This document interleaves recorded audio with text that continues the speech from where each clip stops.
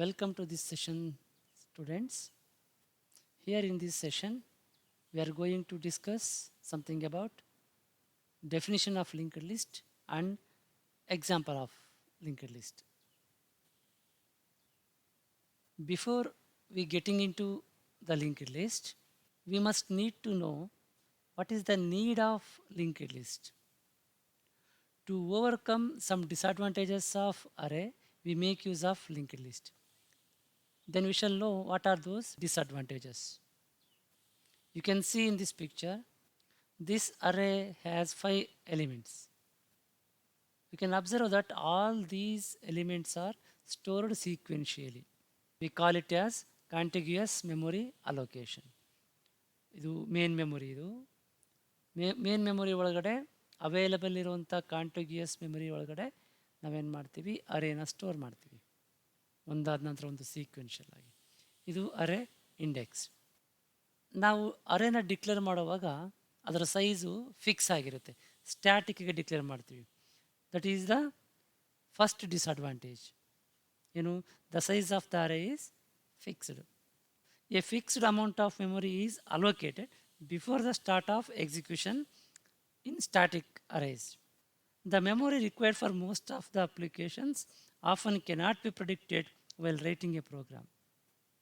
If more memory is allocated and the application requires less memory, it results in wastage of memory. If less memory space is allocated and if the application requires more memory space during the execution, it is not possible. ಹಾಗಾಗಿ ಮೊದಲೇ ನಾವು ಅರೇ ಸೈಜನ್ನ fix ಮಾಡಿರೋದ್ರಿಂದ during the execution ನಮಗದು flexibility ಸಿಗೋದಿಲ್ಲ. Next disadvantage, ಅರೇ items R stored ಕಾಂಟಿಗ್ಯೂಯಸ್ಲಿ. ಯಾವಾಗ ನಾವು ಅರೇ ಐಟಮ್ಸನ್ನ continuous memory ಲೊಕೇಶನ್ಸಲ್ಲೇ store ಮಾಡ್ತೀವಿ. 0 ಇಂದ ಶುರು ಮಾಡಿದ್ರೆ 4 ತನಕ ಈ ಅರೇನ ಸ್ಟೋರ್ ಮಾಡಿದ್ದೀವಿ ನೋಡಿ, ಈ ಥರ. ಕೆಲವೊಂದು ಸರಿ ಹೀಗಾಗುತ್ತೆ, ಮೇನ್ ಮೆಮೊರಿ ಒಳಗಡೆ ನಮ್ಮ ಅರೇನ ಸ್ಟೋರ್ ಮಾಡಲಿಕ್ಕೆ ಇಲ್ಲಿ 5 ಮೆಮೊರಿ ಲೊಕೇಶನ್ಸ್ ಬೇಕಲ್ವಾ, ಅಷ್ಟು ನಮಗೆ ಸಿಗೋದೇ ಇಲ್ಲ. ಇಲ್ಲಿ ಬ್ಲೂ ಕಲರಲ್ಲಿರೋದೆಲ್ಲವೂ ಕೂಡ ಅಲೋಕೇಟ್ ಆಗಿರೋ ಮೆಮೊರಿ ಅಂತ ತಿಳ್ಕೊಳ್ಳಿ. ರೆಡ್ ಕಲರಲ್ಲಿರೋದು ಅವೈಲೇಬಲ್ ಮೆಮೊರಿ ಅಂತ ತಿಳ್ಕೊಳ್ಳಿ, ಖಾಲಿ ಇರೋದು. ಸೊ ನಮಗೆ ಇಲ್ಲಿ 5 ಲೊಕೇಶನ್ಸ್ ಬೇಕು. ಅರೇನ ಯಾವಾಗಲೂ ಕಂಟಿನ್ಯೂಯಸ್ ಮೆಮೊರಿ ಲೊಕೇಶನ್ಸಲ್ಲೇ ಸ್ಟೋರ್ ಮಾಡಬೇಕು. ನಮಗೆ 5 ಮೆಮೊರಿ ಲೊಕೇಶನ್ಸ್ ಸಿಗ್ತಾ ಇಲ್ಲ ಕಾಂಟಿಗ್ಯೂಯಸ್. ಇಲ್ಲಿ 4 ಇದೆ ಅಷ್ಟೇ, ಇನ್ನೊಂದು ಎಲಿಮೆಂಟ್ಗೆ ಜಾಗ ಸಾಕಾಗಲ್ಲ. ನೋಡಿ ಇಲ್ಲಿ 1 2 3 4 5 6 7 8 ಮೆಮೊರಿ ಲೊಕೇಶನ್ಸು ಫ್ರೀ ಇದೆ ಆ್ಯಕ್ಚುಲಿ, ಬಟ್ ನಮ್ಗದನ್ನು ಯೂಸ್ ಮಾಡ್ಕೊಳ್ಳೋಕ್ಕೆ ಆಗ್ತಾಯಿಲ್ಲ. ಇಲ್ಲಿ 8 ಮೆಮೊರಿ ಲೊಕೇಶನ್ಸ್ ಅವೈಲೇಬಲ್ ಇದೆ, ಆದರೂ ನಮಗೆ ಇದನ್ನು ಸ್ಟೋರ್ ಮಾಡ್ಕೊಳ್ಳೋಕ್ಕೆ ಆಗ್ತಾಯಿಲ್ಲ, ಯಾಕೆಂದರೆ ಕಂಟಿನ್ಯೂಯಸ್ ಆಗಿ ಬೇಕು. And third disadvantage is insertion and deletion operations involving arrays is a tedious job. ಅರೇನ ನಾವು ಡೇಟಾ ಸ್ಟ್ರಕ್ಚರ್ ಆಗಿ ಯೂಸ್ ಮಾಡಿದಾಗ ಪದೇ ಪದೇ ಇನ್ಸರ್ಷನ್ ಮತ್ತು ಡಿಲೀಷನ್ ಮಾಡೋದು ಸ್ವಲ್ಪ ಕಷ್ಟದ ಕೆಲಸ ಆಗುತ್ತೆ. Consider an array consisting of more than 100 or 200 elements ಇದ್ದಾವೆ ಅಂತ ತಿಳ್ಕೊಳ್ಳಿ. If you have to insert an element in the 8th position, ಯಾವುದೋ ಒಂದು ಪೊಸಿಷನ್ ಐ ಅಂತ ತಿಳ್ಕೊಳ್ಳಿ. If you have to insert an element in the 8th position, ಇಲ್ಲಿಗೆ insert ಮಾಡಬೇಕು ಅಂತ ಅಂದ್ಕೊಳ್ಳಿ. All the elements from i+1 ಅಂದರೆ ಇಲ್ಲಿಂದ i+1 ಇದು i+1 okay, have to be moved to the next subsequent locations. 50ನ ಇಲ್ಲಿಗೆ ಶಿಫ್ಟ್ ಮಾಡಬೇಕು, 40ನ ಇಲ್ಲಿಗೆ ಶಿಫ್ಟ್ ಮಾಡಬೇಕು. ಇದು small example. Just you think that there is 100 or 200 number of elements. ಹಾಗಿದ್ದಾಗ ನಾವು ಅಷ್ಟು ಎಲಿಮೆಂಟ್ಸನ್ನು ಅದರ ನೆಕ್ಸ್ಟ್ ಸಬ್ಸಿಕ್ವೆಂಟ್ ಲೊಕೇಶನ್ಗೆ ಶಿಫ್ಟ್ ಮಾಡ್ತಾ ಹೋಗಬೇಕಾಗುತ್ತೆ. ಇದು ತುಂಬ ಟಿಡಿಯಸ್ ಜಾಬ್ ಆಗುತ್ತೆ. ಇವೆಲ್ಲವನ್ನು ಶಿಫ್ಟ್ ಮಾಡಿದ್ಮೇಲೆ ಇಲ್ಲಿ ಜಾಗ ಖಾಲಿ ಆಗುತ್ತಲ್ವ, ಅಲ್ಲಿಗೆ ಹೊಸ ಎಲಿಮೆಂಟ್ನ ನಾವು ಇನ್ಸರ್ಟ್ ಮಾಡ್ತೀವಿ. ಸೊ ಹೀಗಾಗಿ ಅರೇನ ಡೇಟಾ ಸ್ಟ್ರಕ್ಚರಾಗಿ ಯೂಸ್ ಮಾಡಿದಾಗ ಇಂದಿಷ್ಟು ಡಿಸ್ಅಡ್ವಾಂಟೇಜಸ್ ಇದ್ದಾವೆ. ಮೇನ್ ಆಗಿ ಇದು ಫಿಕ್ಸ್ಡ್ ಸೈಜ್ ಇರುತ್ತೆ, ಡೈನಾಮಿಕ್ ಆಗಿರಲ್ಲ. ಆಮೇಲೆ ಎರಡನೇದು ಕಾಂಟಿಗ್ಯೂಯಸ್ ಆಗಿ ಇದನ್ನು ಸ್ಟೋರ್ ಮಾಡಬೇಕಾಗತ್ತೆ ಮೇನ್ ಮೆಮೊರಿ ಒಳಗೆ. ಇದನ್ನು ಓವರ್ಕಮ್ ಮಾಡಲಿಕ್ಕೆ ನಾವೇನು ಮಾಡ್ತೀವಿ, ಲಿಂಕ್ಡ್ ಲಿಸ್ಟನ್ನು ಯೂಸ್ ಮಾಡ್ತೀವಿ. ನೋಡಿ, ಲಿಂಕ್ಡ್ ಲಿಸ್ಟ್ ಹೀಗಿರುತ್ತೆ. ಜಸ್ಟ್ ಓವರ್ ವ್ಯೂ ನೋಡ್ಕೊಳ್ಳಿ. ಇದನ್ನು ಇಲ್ಲಿ ಎಲಿಮೆಂಟ್ಸನ್ನು ನೋಡ್ ಅಂತ ಕರಿತೀವಿ. ಇದು ನೋಡ್, ನೋಡ್ 1, ನೋಡ್ 2, ನೋಡ್ 3 ಅಂತ. ಇದು ನಾವು ಡೀಟೇಲಾಗಿ ನೆಕ್ಸ್ಟ್ ಸ್ಲೈಡಲ್ಲಿ ನೋಡ್ತೀವಿ. ಜಸ್ಟ್ ಇದೊಂದು ಡೇಟಾ ಸ್ಟ್ರಕ್ಚರ್, ಡೇಟಾನ ಸ್ಟೋರ್ ಮಾಡ್ತಾ ಇದ್ದೀವಿ. ಇದೊಂದು ಎಲಿಮೆಂಟ್, ಇದೊಂದು ಎಲಿಮೆಂಟ್, ಇದೊಂದು ಎಲಿಮೆಂಟ್. ಇವಕ್ಕೆ ಕಾಂಟಿಗ್ಯೂಯಸ್ ಮೆಮೊರಿ ಲೊಕೇಶನ್ಸೇ ಬೇಕಂತೇನೂ ಇಲ್ಲ, ರ್ಯಾಂಡಮ್ ಆಗಿ ಇದನ್ನು ಸ್ಟೋರ್ ಮಾಡ್ಬೋದು ಮೆಮೊರಿ ಲೊಕೇಶನ್ಸ್ ಒಳಗಡೆ. ಇದು ಚೈನ್ ಥರ ಇದೆ ನೋಡಿ. ಇದು ಫಸ್ಟ್ ಎಲಿಮೆಂಟ್ ಸೆಕೆಂಡ್ ಎಲಿಮೆಂಟ್ಗೆ ಲಿಂಕ್ ಆಗಿದೆ, ಸೆಕೆಂಡ್ ಎಲಿಮೆಂಟ್ ಥರ್ಡ್ ಎಲಿಮೆಂಟಿಗೆ ಲಿಂಕ್ ಆಗಿದೆ. ಈ ಥರ ಟ್ರೈನ್ ಥರ ಒಂದಕ್ಕೊಂದು ಲಿಂಕ್ ಆಗಿರ್ತವೆ, ಡಿಟ್ಯಾಚ್ ಆಗಿರೋದಿಲ್ಲ. ಇದನ್ನು ನಾವು ನೆಕ್ಸ್ಟ್ ಸ್ಲೈಡ್ಸಲ್ಲಿ ನೋಡ್ತಾ ಹೋಗೋಣ ಹೇಗೆ ವರ್ಕ್ ಆಗುತ್ತೆ ಇದು ಅಂತ. ನಾನೀಗ ಜಸ್ಟು ಈ ಒಂದು ನೋಡಿನ ಸ್ಟ್ರಕ್ಚರ್ ಹೇಗಿರುತ್ತೆ ಅಂತ ಹೇಳ್ತೀನಿ ಫಸ್ಟು. ಅದೇ ಥರ ಎಲ್ಲ ನೋಡನ್ನು ನೀವು ಅರ್ಥ ಮಾಡ್ಕೋಬೇಕು. ಫಸ್ಟ್ ಡೆಫಿನಿಷನ್ ನೋಡ್ಕೊಳ್ಳೋಣ. ಲಿಂಕ್ಡ್ ಲಿಸ್ಟ್ ಅಂತಂದರೆ ಏನು ಅಂತ. It is a linear data structure which is collection of nodes. ನಾವು ಜಸ್ಟ್ ತಾನೇ ನೋಡಿದ್ವಲ್ವಾ, ಅವನ ನೋಟ್ಸ್ ಅಂತ ಕರಿತೀವಿ. It is a collection of nodes where each node consisting of 2 fields, data and link. ಒಂದನ್ನು ಡೇಟಾ ಅಂತ ಕರಿತೀವಿ, ಇನ್ನೊಂದನ್ನು ಲಿಂಕ್ ಅಂತ ಕರಿತೀವಿ. ಲಿಂಕ್ ಅನ್ನೋದು it is reference to the next node. Okay okay ಹಾಗೆ ನೋಡೋಣ ಒಂದು ನೋಡಿನ ಸ್ಟ್ರಕ್ಚರ್ ಹೇಗಿರುತ್ತೆ ಅಂತ. ಇದು ಒಂದು ಫೀಲ್ಡ್, ಇದರಲ್ಲಿ ಏನಿರುತ್ತೆ ಡೇಟಾ ಇನ್ಫಾರ್ಮೇಷನ್ ಇರುತ್ತೆ. ಇನ್ನೊಂದು ಫೀಲ್ಡು ಲಿಂಕ್. ಲಿಂಕ್ ಅಂತಂದರೆ ಇದರ ನೆಕ್ಸ್ಟ್ ನೋಡು ಯಾವ ಮೆಮೊರಿ ಲೊಕೇಶನಲ್ಲಿ ಸ್ಟೋರ್ ಆಗಿದೆ ಅನ್ನೋದರ ಅಡ್ರೆಸ್ಸನ್ನು ಇದು ಸ್ಟೋರ್ ಮಾಡಿಕೊಳ್ಳುತ್ತೆ, reference to the next node. Okay, address of the next node. ಈ ಎರಡನ್ನೂ ಸೇರಿಸಿದ್ರೆ combination of information and link ಎಲ್ಲವನ್ನು ಸೇರಿಸಿ ಇದನ್ನು ಒನ್ ನೋಡ್ ಅಂತ ಕರಿತೀವಿ. So linked list is a collection of nodes like this. ಪ್ರತಿ ನೋಡಲ್ಲೂ 2 ಫೀಲ್ಡ್ಸ್ ಇರುತ್ತೆ, ಒಂದು ಇನ್ಫಾರ್ಮೇಷನ್ ಫೀಲ್ಡ್, ಇನ್ನೊಂದು ಲಿಂಕ್ ಫೀಲ್ಡ್. ಇನ್ಫಾರ್ಮೇಷನ್ನಲ್ಲಿ ನಾವು ಸ್ಟೋರ್ ಮಾಡಬೇಕಾಗಿರೋ ಡೇಟಾ ಇರುತ್ತೆ, ಲಿಂಕ್ ಫೀಲ್ಡಲ್ಲಿ ನೆಕ್ಸ್ಟ್ ನೋಡಿನ ಅಡ್ರೆಸ್ ಇರುತ್ತೆ. ಈ ಅಡ್ರೆಸ್ ಯೂಸ್ ಮಾಡಿಕೊಂಡು ನಾವು ನೆಕ್ಸ್ಟ್ ನೋಡನ್ನ ಆ್ಯಕ್ಸೆಸ್ ಮಾಡ್ಬೋದು. ಅದೇ ಥರ ನೆಕ್ಸ್ಟ್ ನೋಡು ಅದರ ನೆಕ್ಸ್ಟ್ ನೋಡಿನ ಅಡ್ರೆಸ್ಸನ್ನು ಸ್ಟೋರ್ ಮಾಡ್ಕೊಂಡಿರುತ್ತೆ. ಇದಕ್ಕೆ ನಾವು ಇದನ್ನು ಲಿಂಕ್ಡ್ ಅಂತ ಕರಿತೀವಿ, ಲಿಂಕ್ಡ್ ಲಿಸ್ಟ್. ಹಾಗಾಗಿ ನಾವು ಮೇನ್ ಮೆಮೊರಿ ಒಳಗಡೆ ಎಲ್ಲೆಲ್ಲಿ ನೋಡಿ, ಇದು ಮೇನ್ ಮೆಮೊರಿ ಅಂತ ತಿಳ್ಕೊಳ್ಳಿ. ಫಸ್ಟ್ ನೋಡ್ ಇಲ್ಲಿದೆ ಅಂತ ಅಂದ್ಕೊಳ್ಳೋಣ, ಇಲ್ಲಿ ಸ್ಟೋರ್ ಆಗಿದೆ. ನೆಕ್ಸ್ಟು ಫ್ರೀ ಲೊಕೇಶನ್ಸ್ ಅವೈಲೇಬಲ್ ಇಲ್ಲ, ಮೆಮೊರಿ ಲೊಕೇಶನ್ಸ್ ಅಂತ ಅಂದ್ಕೊಳ್ಳಿ. ಇಲ್ಲೆಲ್ಲ ಒಂದು ಮೆಮೊರಿ ಲೊಕೇಶನ್ ಫ್ರೀ ಇದೆ. ಇಲ್ಲಿ ನಾವು ಸೆಕೆಂಡ್ ನೋಡನ್ನು ಸ್ಟೋರ್ ಮಾಡ್ಬೋದು. ನೋಡ್ ಇನ್ ದ ಸೆನ್ಸ್ ಎಲಿಮೆಂಟನ್ನು, ಸೆಕೆಂಡ್ ಎಲಿಮೆಂಟ್ ಇಲ್ಲಿ ಸ್ಟೋರ್ ಮಾಡ್ಬೋದು. ಈಗ ಈ ಎಲಿಮೆಂಟ್ 1 ಇದೆಯಲ್ವಾ, ಅದೇನು ಮಾಡುತ್ತೆ, ಸೆಕೆಂಡ್ ಎಲಿಮೆಂಟ್ ಇಲ್ಲಿ ಸ್ಟೋರ್ ಆಗಿದೆಯಲ್ವಾ, ಇದರ ಅಡ್ರೆಸ್ಸನ್ನು ಇದು ಸ್ಟೋರ್ ಮಾಡಿಕೊಳ್ಳುತ್ತೆ.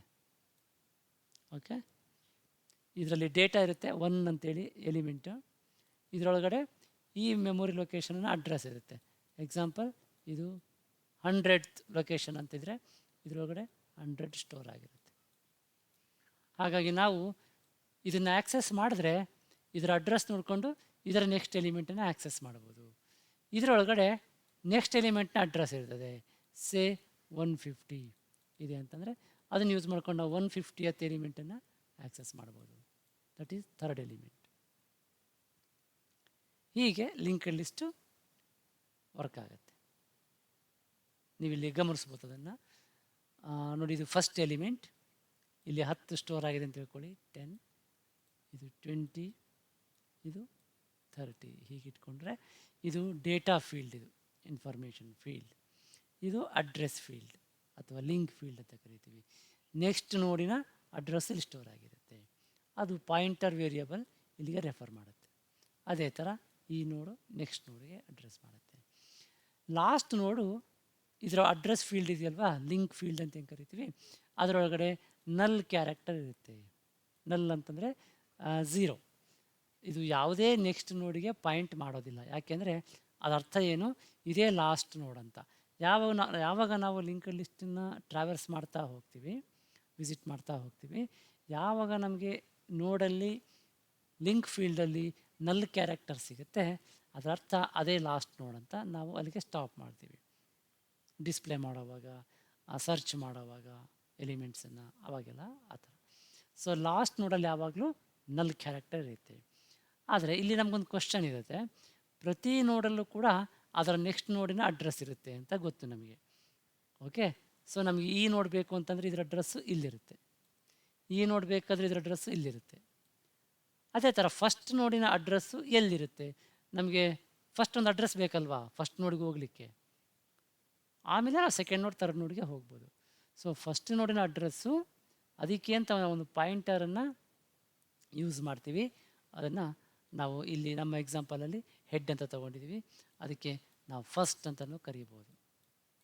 ಫಸ್ಟ್ ಒಂದು ಪಾಯಿಂಟರ್ ವೇರಿಯೇಬಲ್ ಡಿಕ್ಲೇರ್ ಮಾಡ್ಕೊಳ್ಳೋದು ಫಸ್ಟ್ ಅಂತ ಹೇಳಿ, ಅದರೊಳಗಡೆ ಈ ಫಸ್ಟ್ ನೋಡಿನ ಅಡ್ರೆಸ್ಸನ್ನು ಸ್ಟೋರ್ ಮಾಡೋದು.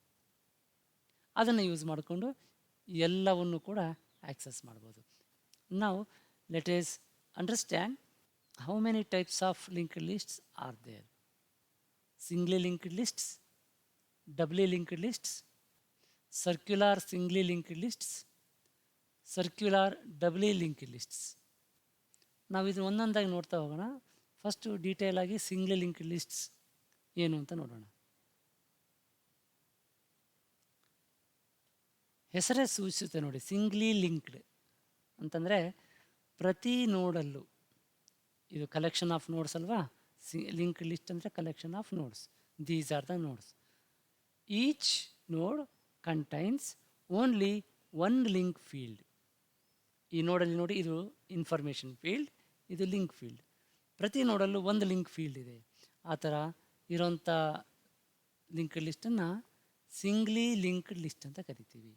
ಅದನ್ನು ಯೂಸ್ ಮಾಡಿಕೊಂಡು ನಾವು ನೆಕ್ಸ್ಟ್ ಎಲಿಮೆಂಟನ್ನು ಮಾತ್ರ ಆಕ್ಸೆಸ್ ಮಾಡ್ಬೋದು, ಪ್ರೀವಿಯಸ್ ಎಲಿಮೆಂಟನ್ನ ಆಕ್ಸೆಸ್ ಮಾಡಲಿಕ್ಕೆ ಸಾಧ್ಯ ಆಗಲ್ಲ, ಯಾಕಂದರೆ ಇದರ ಅಡ್ರೆಸ್ಸು ಇದರೊಳಗಡೆ ಸ್ಟೋರ್ ಆಗಿರಲ್ಲ. ಓಕೆ, ಹಾಗಿದ್ರೆ ಏನಂತ ಕರಿಬೋದು ಸಿಂಗ್ಲಿ ಲಿಂಕ್ಡ್ ಲಿಸ್ಟನ್ನು? A singly linked list is a type of linked list. There exist only one link field in each node of the list. ಪ್ರತಿ ನೋಡಲ್ಲೂ ಒಂದೇ ಲಿಂಕ್ ಫೀಲ್ಡ್ ಇದೆ. ಇಲ್ಲಿ ನೋಡಿ 3 ನೋಡ್ಸ್ ಇದೆ. ಇದು ಫಸ್ಟ್ ನೋಡ್, ಸೆಕೆಂಡ್ ನೋಡ್, ಥರ್ಡ್ ನೋಡ್. ಫಸ್ಟ್ ನೋಡಲ್ಲಿ ಡೇಟಾ ಏನು ಸ್ಟೋರ್ ಆಗಿದೆ 10, ಇಲ್ಲಿ 20, ಇಲ್ಲಿ 30.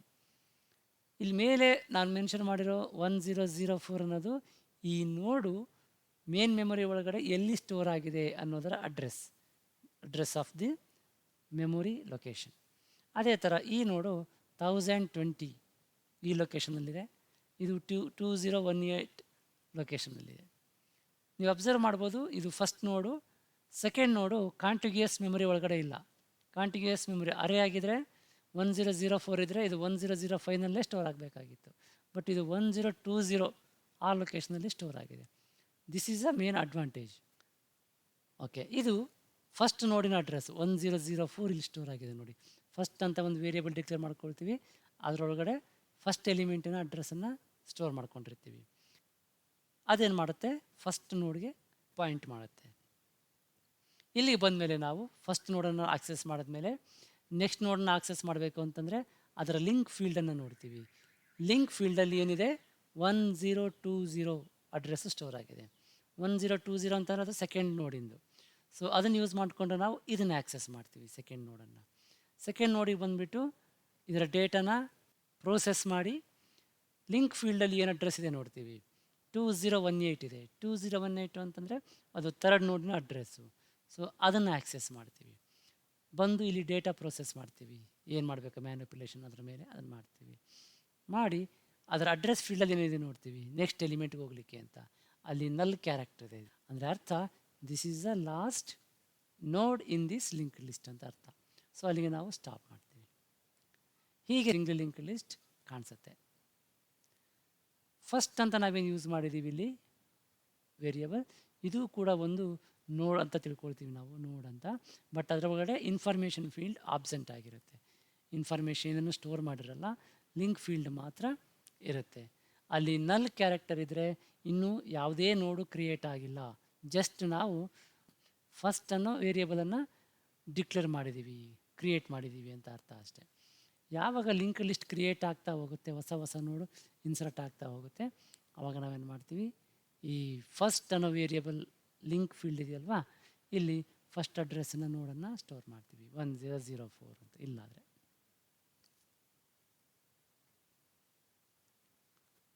ಈಗ ನಮಗೆ ನೋಡ್ ಅಂತಂದರೆ ಅಂತ ಗೊತ್ತಾಯಿತು.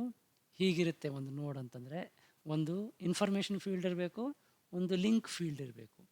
ಆ ಥರ ಸಿ ಪ್ರೋಗ್ರಾಮಿಂಗಲ್ಲಿ ಒಂದು ನೋಡನ್ನು ಕ್ರಿಯೇಟ್ ಮಾಡೋದು ಹೇಗೆ, ಅದನ್ನು ಹೇಗೆ ಡಿಫೈನ್ ಮಾಡ್ತೀವಿ ನೋಡಿ.